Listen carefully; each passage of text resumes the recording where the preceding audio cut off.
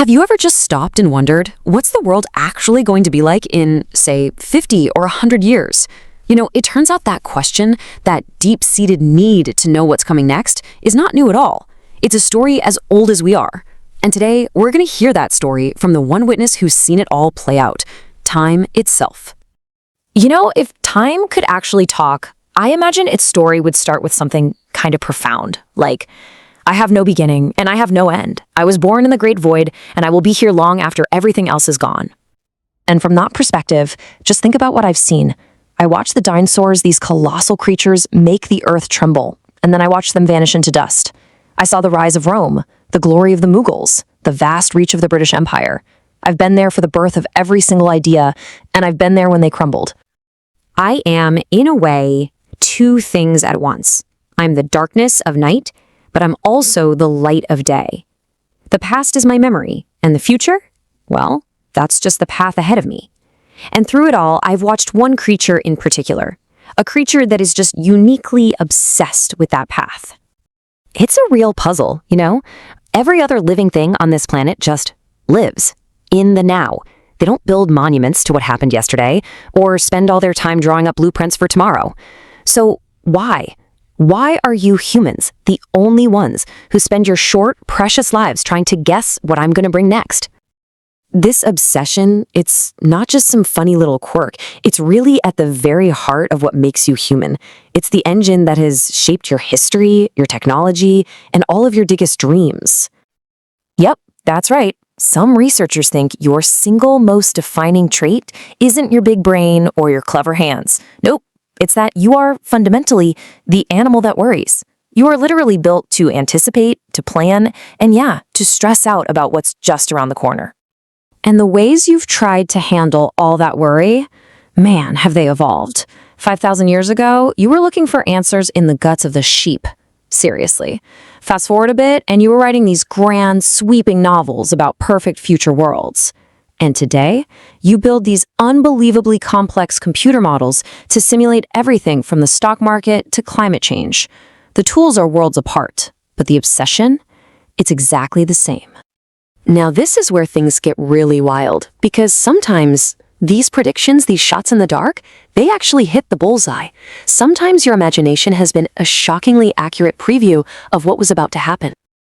Okay, let's start with this absolutely mind-blowing quote from Nikola Tesla almost 100 years ago. He was talking about wireless tech, but just listen to how specific he got. He's not just predicting some vague idea of communication, he's describing the form factor. And here it is, side by side. Tesla imagined this world becoming a huge brain where we could instantly see and hear each other with a device that fits right in our pocket. And today, you're probably holding that exact reality in your hand right now. He didn't just see the technology. He saw the human need for connection and imagined the perfect tool for it. Incredible. And if you think that's impressive, let's go back even further. We're talking 1888, a utopian novel. The author, Edward Bellamy, was imagining America in the year 2000, and tucked away inside this story, he described a totally revolutionary new way to buy things. Bellamy wrote about a simple card that gave every citizen credit to get whatever they wanted, no cash needed. It completely did away with physical money. A little over 60 years later, the first universal credit card was introduced. I mean, think about that. He didn't just predict a piece of plastic. He predicted the entire system of cashless payments that basically runs the modern world. But here's the thing. For every one of those jaw-droppingly accurate predictions, there are literally hundreds that were just completely wrong. So now, let's take a look at the other side of the coin, the futures that never showed up, the beautiful, optimistic, and often hilarious dreams of yesterday. Ah, yes, the greatest hits. The flying car, promised basically every decade since the 1920s. Entire cities covered by giant glass domes to control the weather. Creepy-looking machines that would just pour knowledge directly into your brain. A single pill that would cure every disease known to man, and my personal favorite, tiny little atomic-powered suns just floating above cities instead of streetlights. Let's dig into that atomic dream for a second. Back in the 50s, the potential of the atom seemed totally limitless.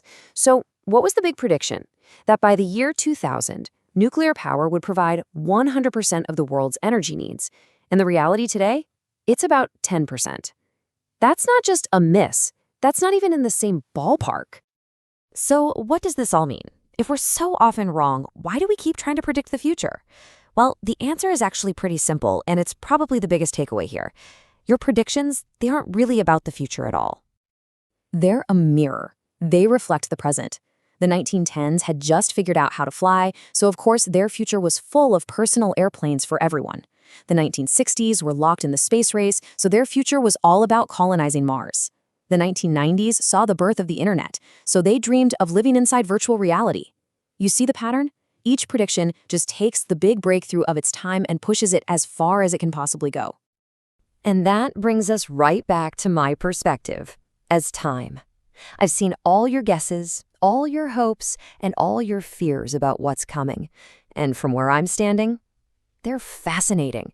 But they all miss the one single, solitary truth that only I can really offer. The only thing that is ever certain is change itself. I don't stop for anyone or anything.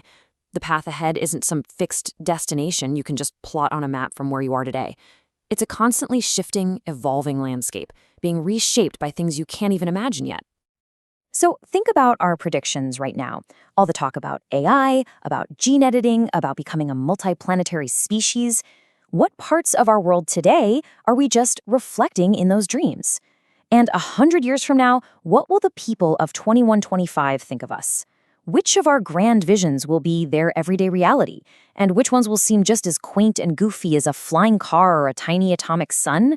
We can't know, but we know that time, will be there to see it all.